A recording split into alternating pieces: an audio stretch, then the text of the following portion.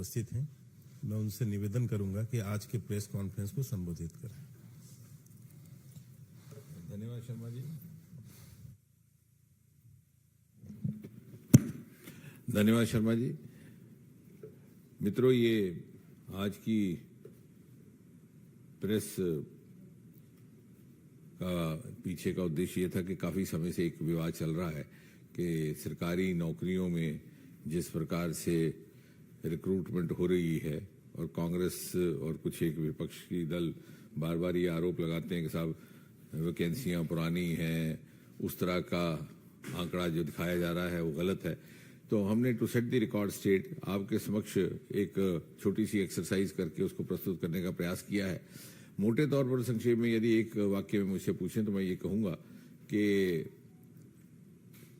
UPA की सरकार के दौरान क्या हुआ और इस सरकार के दौरान क्या हुआ, उसका सबसे उपयुक्त तरीका ये होगा कि थोड़ा सा तुलनात्मक विश्लेषण हो कि 2004 से लेकर के 9 वर्षों में 2013 तक कैसा रहा दृश्य और फिर 2014 से लेकर 2023 तक। और मैं तो ये कहूँगा कि जहाँ तक सरकारी नौकरियों का संबंध है, ना केवल गणित अगर देखा जाए जिसके ऊपर वो बार बार इशारा करें तो गणित के हिसाब से भी हमारे आंकड़े आपको बेहतर नजर आएंगे, बल्कि गुणवत्ता के लिहाज से। So it's both been a quantitative as well as a qualitative difference and difference for the better. ये एक पत्रक है, आपको हम वितरित भी कर देंगे। अगर कुल मिला के देखे जाए तो पिछले जो पहले 9 वर्ष थे यूपीए सरकार के, उसमें 6 लाख और 2045 रिक्रूटमेंट्स रही। उसकी तुलना में इन 9 वर्षों में, I will give you the letter also, उसकी तुलना में प्रधानमंत्री मोदी जी के नेतृत्व की सरकार में पहले 9 वर्षों में 8,82,191 और 8,82,191। अगर 8,82,191, इसके अतिरिक्त आप अगर इसका ब्रेकअप करके देखें, क्योंकि मोटे तौर पर भारत सरकार में 3 एजेंसीज हैं रिक्रूटमेंट की। एक तो service selection board, service selection commission, staff selection commission, दूसरा है यूपीएससी और तीसरा railway recruitment board, which are the major employers in government sector. तो अगर आप स्टाफ सिलेक्शन कमीशन का देखें तो 2004 से 2013 का आंकड़ा है 2,07,563, 2,07,563, जबकि मोदी जी के नेतृत्व की सरकार का 9 साल का आंकड़ा है 4,06,91, मीन्स 4,00691, लगभग दुगना। And this is the largest employing agency because it employs at all the different levels, the low grades levels also, B grade, C grade across the country. अगर आप यूपीएससी देखें, which is employing the civil servants and all the other all India services, तो first 9 years from 2004 to 2013, yes, UPSC, yes, was 45,431, 45,431। उसकी तुलना में यदि आप 9 वर्ष मोदी जी के नेतृत्व की सरकार के देखें तो 50,906, 50,906, और तीसरा the largest employing agency in the government sector is railway recruitment board. Railway recruitment board में अगर यूपीए के पहले 9 वर्षों में आंकड़ा था 3,47,251, इन अदर वर्ड्स 3,47,251। और यदि आप तुलना करते हैं 2014 से लेकर के 2023 तक वर्तमान सरकार की, तो ये आंकड़ा है 4,30,594, इन अदर वर्ड्स 4,30,594। तो यदि गणित के आंकड़ों को लेकर के बिना आंकड़े दिए हुए, बिना प्रमाण दिए हुए, बिना तर्क दिए हुए बार बार उनके प्रवक्ता उठ करके, और विशेषकर जब भी रोजगार मेला होने की तिथि नजदीक आती है उसके ऊपर आदि आरोप लगाते हैं, लेकिन उनके पास ना वो आंकड़ों से प्रमाणित कर पा रहे हैं ना वैसी। इसके अतिरिक्त जहां तक प्रमोशंस का संबंध है, वो भी आपको जान करके हैरानी होगी कि यूपीए की सरकार में प्रमोशंस रुकी पड़ी थी कई वर्षों से, कहीं सब जुडिस, कहीं कोर्ट के कचहरी के झगड़े, कहीं डिपार्टमेंटल डिलेज। इस सरकार ने पिछले ही वर्ष 9,000 प्रमोशंस की हैं एंड बल्क प्रमोशंस की हैं, क्योंकि जहां कोर्ट कचहरी के विषय थे उनका समाधान निकाला गया, कहीं उनका बीच का रास्ता निकाला गया, ताकि बरसों तक एक ही पद पर रहने के कारण हमारे कर्मचारियों का डीमोटिवेशन हो रहा था। और बड़ा दुखद कई बार दृश्य रहता कि जब उनका फेयरवेल होता, सेवानिवृत्त होते होते, तो जिस पद पर वो उनकी नियुक्ति हुई थी उसी पद से वो रिटायर हो जाते थे 20-20, 25-25 वर्ष के बाद। तो ये जो नया रिफॉर्म लाया या जो नया सुधार हुआ, it's not only in the form of governance reform, it has a huge socio economic impact as well. उनकी सैलरी, उनकी पेंशन, उनकी सामाजिक स्तर, उनका सामाजिक समाज में जो उनका स्थान है या इज्जतमान है। और इस वर्ष भी we have just started this year, कम से कम 4,000 हम प्रमोशंस करेंगे। And I think this is the only government which has followed a pattern of mass recruitments, mass promotions. हर रोजगार मेला के अंक में जो अब तक 6 हो चुके हैं, प्रधानमंत्री ने कभी भी 70,000 से कम नियुक्ति पत्र जारी नहीं किए। Now this being one part, the other part, as I was mentioning in the beginning, the difference is not only been quantitative, it's also been qualitative. Qualitative ये कि सरकार ने आते ही एक वर्ष के भीतर, और प्रधानमंत्री जी ने लाल किले से आह्वान किया था स्वतंत्रता दिवस के अपने संबोधन में कि क्या हम सरकारी पदों में नियुक्तियों से इंटरव्यूज को समाप्त कर सकते हैं। The announcement was made by him, or the call was given by him on the 15th of August 2015, and I am proud to share with you that within 3 months, the DOPT carried out this exercise. Beginning from 1st February 2016, interviews were abolished within 3 months. Some of these states took a longer time to adopt this rule. और उससे पारदर्शिता भी आई, भेदभाव भाई भतीजावाद होने की गुंजाइश खत्म हुई, कहीं लेन देन की शिकायतें आती थी वो भी होता था। हमारे पास कई बार बहुत एक दुखद इस तरह की भी जानकारी रहती कि साहब किसी उम्मीदवार को 100 अंक प्राप्त हुए हैं रिटर्न में, उसको इंटरव्यू में 5 नंबर दे के छोड़ दिया गया, और जिसको लेना था, जिसके साथ पक्षपात करना था। अब we have a level playing field and you would see, if you, I would rather invite you कि जो हमारे रोजगार मेला के माध्यम से जो नए नियुक्त हो रहे हैं हमारे कर्मी, उनको आप मिलिए, उनसे इंटरव्यू करिए, किस प्रकार से मेरिट में भी इजाफा हुआ है, और जिस संदर्भ से वो आ रहे हैं, from ordinary background, sometimes from low middle class, sometimes first generation सरकारी नौकरियों वाले। तो that, in other words, quantitatively also this government has performed better in the last 9 years compared to the earlier first 9 years of the UPA government, and qualitatively also। इसके अतिरिक्त दूसरा सुधार self attestation हुआ करता था एक, कि आपको जाकर के अब हर गेस्टेड अफसर से अपने दस्तखत कराने, और जो गांव देहात में रहने वाले हमारे उम्मीदवार थे उनको ये भी एक दिक्कत रहती कि कहाँ से गेस्टेड अफसर उनको उपलब्ध रहेगा। कईयों ने तो कभी गेस्टेड अफसर देखा ही नहीं था कि 2 कान होंगे, 4 नाक होंगे, कैसा होगा। सरकार 26 मई 2014 को शपथ ग्रहण करती है, सितंबर मास तक इस नियम को समाप्त कर दिया गया, which was I believe a dubious legacy of the British empire. Somebody would answer why it couldn't have been done earlier. और उससे एक संदेश गया देश भर में कि मोदी जी के नेतृत्व में एक ऐसी सरकार ने अब बागडोर संभाली है जिसमें इतनी क्षमता है, इतना कॉन्फिडेंस है कि वो अपने देशवासियों पर विश्वास कर सके, अपने नौजवानों पर विश्वास कर सके। इसके साथ साथ to improve the level of performance, capacity building, पहला बार एक प्रयोग हुआ है मिशन कर्मयोगी का। यू हैव अ मॉड्यूल, और जितने भी हमारे नए रिक्रूटमेंट हासिल करते हैं रोजगार मेला में, उनको साथ ही साथ वो मॉड्यूल का भी विकल्प उपलब्ध करवा दिया जाता है, so that they can train themselves for the new responsibility। और ये उन लोगों पर भी लागू होता है जो पहले से सरकार में है। जब कभी से स्थान परिवर्तन हो जाता है, कभी पदोन्नति हो जाती है, नई असाइनमेंट जाने के लिए वो रातों रात अपने आप को कैपेसिटी बिल्डिंग कर सकते हैं।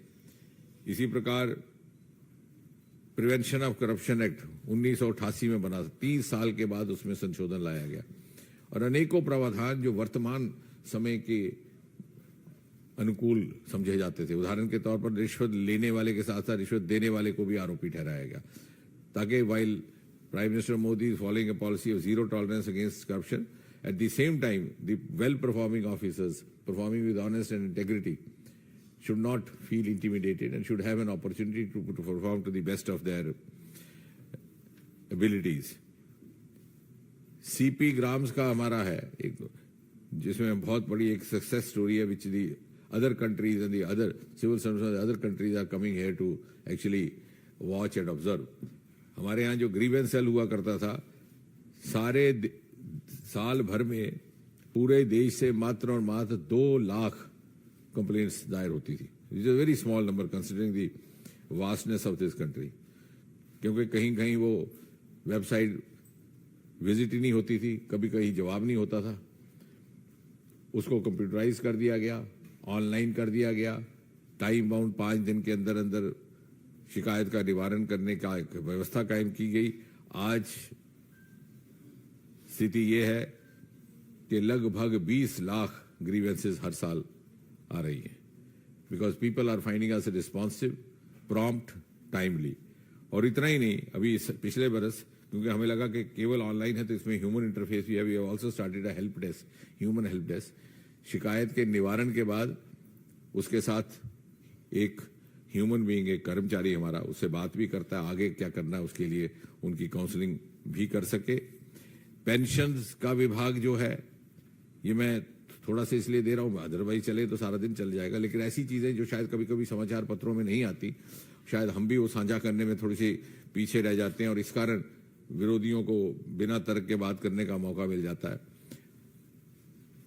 Pension reforms, the biggest pension reforms have happened from the point of view of the elder citizens and the women citizens. शायद आपको ध्यान में नहीं होगा कि हमारे यहाँ ये कानून था कि अगर तलाकशुदा बेटी है, सेपरेटेड और डिवोर्स डॉटर, उसको फैमिली पेंशन का कोई हक नहीं था.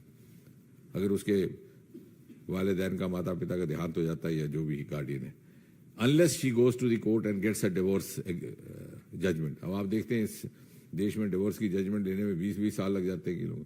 हमने वो नियम खत्म कर दिया. प्रमाण के तौर पर वो केवल अपना रिट जारी करे और उसकी हमें रसीद, पिटीशन की रसीद दे दे. इसी प्रकार अगर कोई एम्प्लॉई मर जाता 10 साल से पहले बदकिस्मती से, तो उसको फैमिली पेंशन का हकदार नहीं. ये ऐसे ऐसे कानून थे जो अंग्रेजों के समय से बने थे. शायद उसमें कॉलोनियल एंगल भी रहा होगा, शायद उस समय परिस्थिति अलग हुई. अब आप देखिए, किसी को आपने मरने के टाइम का तो चॉइस दिया नहीं. अगर उसे पता होता कि 10 साल से पहले मर जाऊंगा तो फैमिली को परेशानी होगी, तो शायद 10 साल बिता के मरता. तो कितना अमानवीय था ये भी नहीं, उसको हटा दिया गया. और जब भी अगर किसी की अकस्मात मृत्यु हो जाती है बदकिस्मती, तो उसकी फैमिली पेंशन को उतनी ही पेंशन मिलेगी जैसे उसको वैसे मिलनी थी. अगर कोई उसके लिए किसी प्रकार का भेदभाव नहीं. मिसिंग एम्प्लॉइज एक ऐसा भी कानून था, पुराने जमाने से चल रहा. अगर कोई लापता हो जाता है तो 7 साल इंतजार करिए, या तो उसका मुर्दा शरीर मिले या फिर 7 साल के बाद पेंशन. अब आप देखिए वर्तमान परिस्थितियों में क्या हो रहा है. जो टेरर अफेक्टेड एरियाज है, लेफ्ट वायलेंस अफेक्टेड एरिया, कितनी किडनैपिंग्स हो रही हैं, कितने लोग लापता है. तो हमें क्या अधिकार है कि हम उनके परिवारजनों को उस तरह से, उस पीड़ा से गुजरने का मौका दें. तो वो भी समाप्त कर दिया गया. अगर बाई चांस वो वापस आ जाता है तो उसका हम कॉम्पनसेट कर सकते हैं. कहने का तात्पर्य ये कि बहुत से ऐसे सुधार भी किए गए, क्वांटिटेटिव, क्वालिटेटिव. और नौकरियों का जहां तक संबंध है, मुझे लगता है एक बहुत बड़ा योगदान प्रधानमंत्री मोदी जी का रहा है कि उन्होंने इस देश को इस बात के लिए जागृत किया कि रोजगार का अर्थ सिर्फ सरकारी नौकरी ही नहीं, उसके अतिरिक्त भी है. और परिणाम ये कि 350 से बढ़कर के आज 1 लाख तक पहुंच गए हमारे startups. And some of the startups are earning many times more. और उसके साथ साथ हमारा रोमा मिशन जुड़ा है. 3000 हमारे नए startup. It's a very recent agritech startup. और एमटेक और MBA किए हुए नौजवान अपनी नौकरियां छोड़ करके उसमें आ रहे हैं.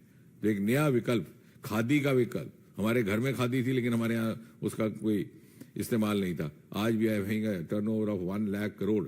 It's become a designer item. Khadi for fashion, khadi for nation. इसी प्रकार हमारा ये बैम्बू का, आपको शायद मालूम ना हो कि अगरबत्ती हमारे यहाँ 5-6 हजार करोड़ रुपए की तजारत हर साल होती है.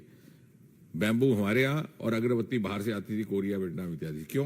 क्योंकि हमने ऐसा कानून बना के रखा था. अंग्रेजों के वक्त का था इंडियन फॉरेस्ट एक्ट 1927.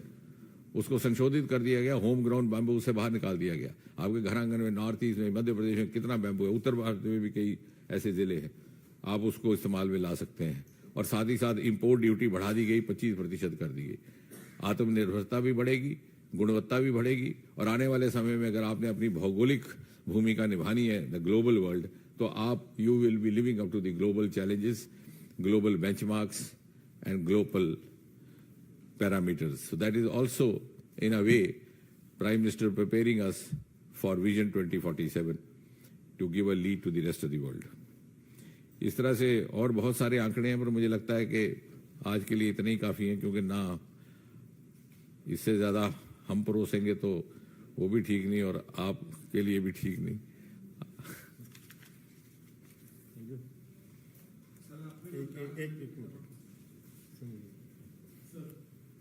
मेरे दो सवाल हैं। एक तो देश की आबादी 140 करोड़ के ऊपर पहुंच चुकी है।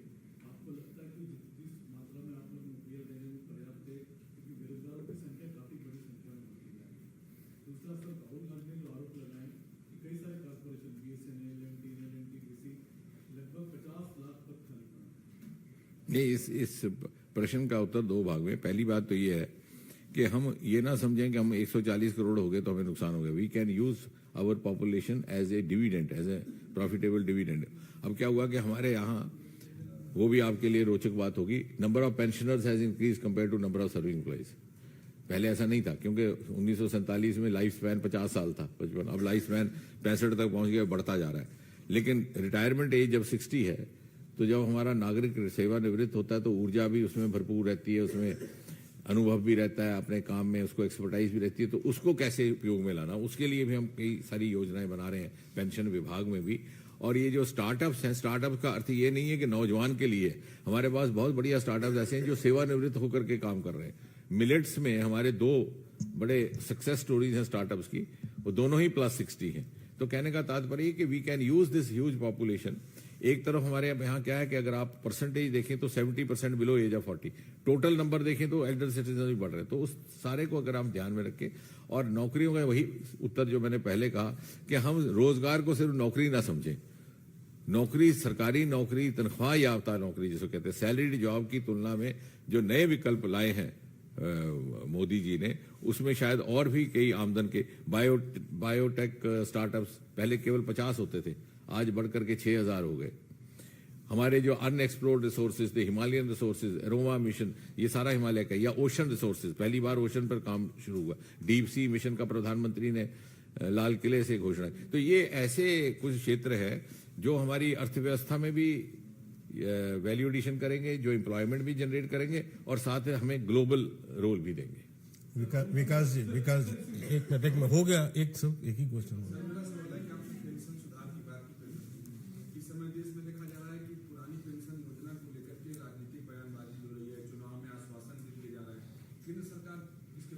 नहीं, इसमें अभी मैं नहीं उलझूंगा, क्योंकि अभी कुछ इस प्रकार की कोई जब नई डेवलपमेंट होगी तो आपके साथ हम स्वयं साझा करेंगे। दोनों ही जो स्कीम्स लाई गई थी, जनहित को और जन राय को लेकर लाई गई थी, और जिसको जो सूट कर रहा है उस हिसाब से वो कर रहे हैं। लेकिन जैसे जैसे आगे बढ़ेंगे, जो भी उचित लगे उस प्रकार से कार्रवाई की जाएगी।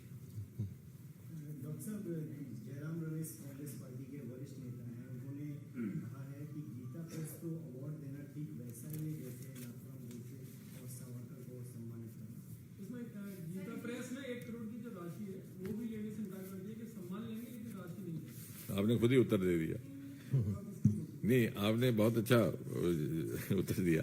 देखिए, पहली बात तो यह है, गीता प्रेस भारत की संस्कृति से जुड़ी है, हमारे इतिहास के साथ जुड़ी है, हिंदू मान्यताओं के साथ भी जुड़ी है, और जैसे आपने कहा कि अफोर्डेबल लिटरेचर का निर्माण करती है, घर घर में वो पहुंची हुई है। और इसके ऊपर आरोप कौन लोग लगा रहे हैं, मैं अभी तर्क की बात कर रहे थे, जो कह रहे हैं कि मुस्लिम लीग सेक्युलर थी। ये भी तो कुछ दिन पहले कहा। ये भूल गए कि मुस्लिम लीग ने क्रेडिट लिया था पाकिस्तान बनने का। मुस्लिम लीग ने ही 2 नेशन थियरी दी इस देश को। मुस्लिम लीग ने ही बंटवारा करवाया, और उस समय करवाया कि जब बहुत से मुस्लिम बुद्धिजीवी वो इसके खिलाफ थे। प्रोग्रेसिव राइटर्स फ्रंट बना था, जिसके सदस्यों में प्रमुखता कुछ लोग साहिल लुधियानवी थे, जानिसार अख्तर थे, कैफी आजमी थे, शबाना जी के पिताजी। उन्होंने विरोध किया था, और जब बंटवारा हो गया, उनकी ना सुनी गई, तो साहिर ने एक नज़म लिखी थी कि वो वक्त गया, वो दौर गया, जब 2 कौमों का नारा था, वो लोग गए इस धरती से जिनका मकसद बंटवारा था। इतना वो परेशान होकर उन्होंने लिखा। यानी वो मुस्लिम लीग सेकुलर हो गई जिसने मुसलमानों की भी नहीं मानी, बुद्धिजीवियों की, और देश को तोड़वाया और पाकिस्तान बनवाया और उसका क्रेडिट लिया। और गीता प्रेस नॉन सेकुलर होगी। अब बताइए, मैं तो समझता हूँ इस प्रकार की बहस में उलझना भी अपनी ऊर्जा को व्यर्थ करवाना है।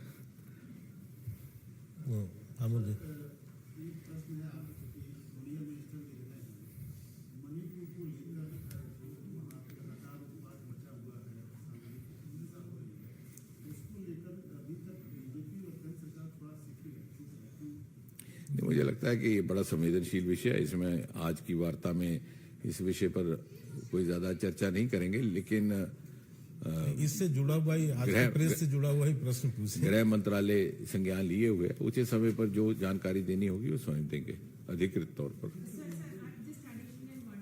Where even your own allies also, since you have dealt with Northeast, I am asking you, your own allies, both two allies have already asked for presidential rule. Do you think that the situation is like that? No, as I said, it's not part of, it will be, I don't want to speak out of turn, and those who are authorized to speak would share whatever information is arrived upon or whatever is new development. इससे of the जुड़ा हुआ issue. प्रश्न जो आज के press से है तो बताइए। जम्मू कश्मीर से जरा आते हैं। जम्मू कश्मीर में राष्ट्रपति शासन लगा हुआ 5 साल हो गया, केंद्र का सरकार का शासन। उमर अब्दुल्ला ने ट्वीट करके कहा है कि चुनाव कब होगा, 5 साल हो गया। नहीं, मुझे लगता है कि ये सवाल तो इलेक्शन कमीशन को पूछना चाहिए आपको, क्योंकि इलेक्शन कमीशन एक स्वतंत्र अदारा है और ये सरकार स्वतंत्र संस्थाओं के कामकाज में दखल नहीं देती। हाँ, अगर आप मुझे भारतीय जनता पार्टी के कार्यकर्ता के रूप में पूछते हैं तो वो मैं ये कह सकता हूँ कि भारतीय जनता पार्टी का प्रत्येक कार्यकर्ता हर समय हर प्रकार के चुनाव के लिए तैयार रहता है, चाहे वो पंचायत का हो, चाहे विधानसभा का हो, चाहे लोकसभा का हो। हम 24/7/365 पार्टी हैं। हम उन दलों में से नहीं है कि जो चुनाव के समय सक्रिय रहते हैं। बाकी चुनाव कब होगा यह निर्णय चुनाव आयोग करता है, क्योंकि उनके पास अपनी तरह के इनपुट्स रहते हैं। बाकी जहां तक गीता प्रेस का संबंध है, जैसे अभी आपने भी कहा कि उन्होंने पुरस्कार लेने से इनकार कर दिया, पुरस्कार के पैसे, आपने देखा होगा कि अगर आप पूरे पर्सपेक्टिव में देखें किस प्रकार से पुरस्कार वितरण और उसके निर्णय की प्रक्रिया को मोदी जी ने बदला है। पद्मा अवार्ड को पीपल अवार्ड कर दिया। पहले तो पद्मा अवार्ड के लिए लॉबिंग हुआ करती थी, अब आपको ऐसे ऐसे लोग उनको पुरस्कृत किया जा रहा है जो बेचारे अनजान दुनिया में अपना काम कर रहे थे, अनसेलिब्रेटेड सक्सेस स्टोरी। और गीता प्रेस का जहां तक संबंध है, देश के घर घर में पहुंची हुई, किसी को इससे कोई आपत्ति नहीं है। कांग्रेस के 2 नेताओं को आपत्ति है केवल इसलिए कि उन्होंने धर्म से जुड़ी हो, उसके लिए जरूरी है कि उसकी आलोचना ही की जाए।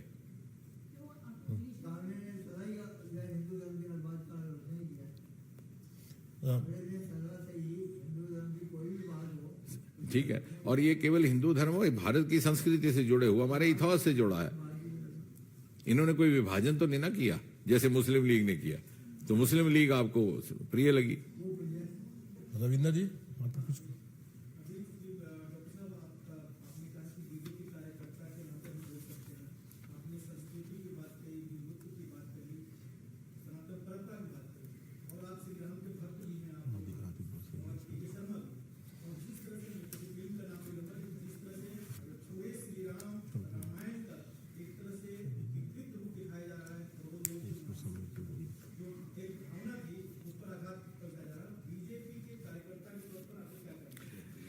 मुझे लगता है कि उचित समय पर इस पर भी प्रेस वार्ता अलग से शर्मा जी रखेंगे, क्योंकि विषय आपका प्रिय है, महत्वपूर्ण है आपकी नजर में, तो इस पर अलग से होनी चाहिए वार्ता।